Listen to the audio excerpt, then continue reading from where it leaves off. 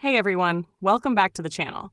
Today we're going to explore a topic that's often misunderstood: why Japan is incredibly kind and welcoming to tourists, but still hesitant when it comes to immigration, foreign labor, and refugees. This isn't a simple yes or no issue. It's a story about culture, history, and identity, and understanding it requires empathy, not judgment. If you've ever visited Japan, you've probably felt it. People are polite, helpful, and incredibly considerate toward visitors. Lost in Tokyo? Someone will walk you to your destination.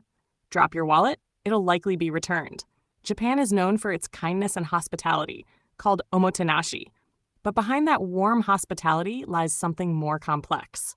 While Japan loves welcoming guests, it's still cautious about residents. Tourists are temporary, immigrants are permanent, and that difference matters deeply in Japanese society.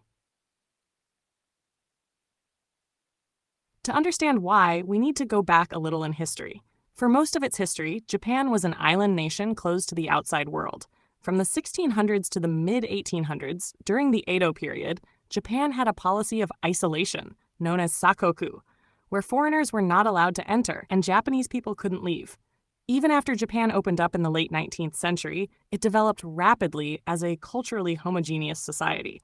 Unlike many Western nations, Japan didn't have a large immigrant population. Its national identity grew around the idea of unity, harmony, and shared values.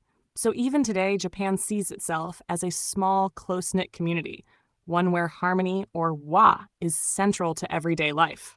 Now, this harmony has incredible benefits. It creates safety, order, and trust. People follow rules not because they're forced to, but because they care about not disturbing others. That's part of what makes Japan so comfortable for tourists. But the same value that builds harmony can also create hesitation toward diversity, because when a society values uniformity, change feels risky. Let's talk about immigration in numbers. As of today, foreign residents make up only about 2% of Japan's population, much lower than in countries like the US, Canada, or the UK. And although Japan has labor shortages, especially in industries like agriculture, construction, and caregiving, many citizens remain cautious about increasing foreign workers. Surveys show that a majority of Japanese people support temporary workers but are unsure about permanent immigration. And when it comes to refugees, Japan accepts only a small number each year, often less than a few hundred. That may sound surprising to some viewers, but again, it's not driven by hostility. It's driven by caution. You see, Japanese society tends to move carefully. Before major social changes, there's usually a long process of discussion, adjustment, and consensus. This approach, slow but deliberate, is part of how Japan maintains stability. There's also a deep sense of responsibility. When Japan accepts someone into its system, whether a student, worker, or resident, the expectation is that they'll be treated fairly, protected, and supported. So the government moves slowly, not out of rejection, but out of fear of doing it wrong. At the same time, things are changing. In recent years, Japan has begun to open its doors, gradually. More technical trainees, care workers, and engineers are coming from countries like Vietnam, Indonesia, and the Philippines. Tokyo, Osaka, and Fukuoka now have vibrant multicultural communities. Young Japanese people are becoming more comfortable with diversity, especially through travel, social media, and global work culture. But still, compared to Western countries, Japan's approach is cautious, step by step. Let's also talk about something emotional: the difference between us and others. In Japanese society, there's a concept called uchi and soto. Uchi means inside, your family, your group, your community. Soto means outside, those not part of your circle.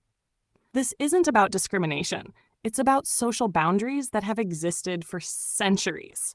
People within the group are protected and trusted. People outside the group are treated politely, but from a respectful distance. So when foreigners come to Japan, they are treated with great courtesy. That's the Soto kindness. But becoming part of the Uchi, being fully accepted as a long-term member, takes time, trust, and shared understanding. Another factor is language and culture. Japan's education, business, and social systems are deeply rooted in Japanese communication styles: indirect, humble, group-oriented. For immigrants, adapting can be hard.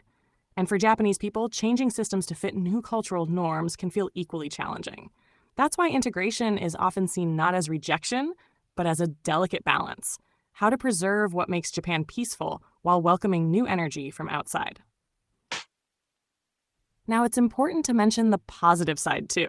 Japan does welcome diversity in its own way, through exchange, respect, and curiosity. Millions of tourists visit every year, and Japanese people go above and beyond to make them feel safe. Foreign students and workers who adapt to the culture are often embraced warmly. There's growing appreciation for international food, art, and ideas.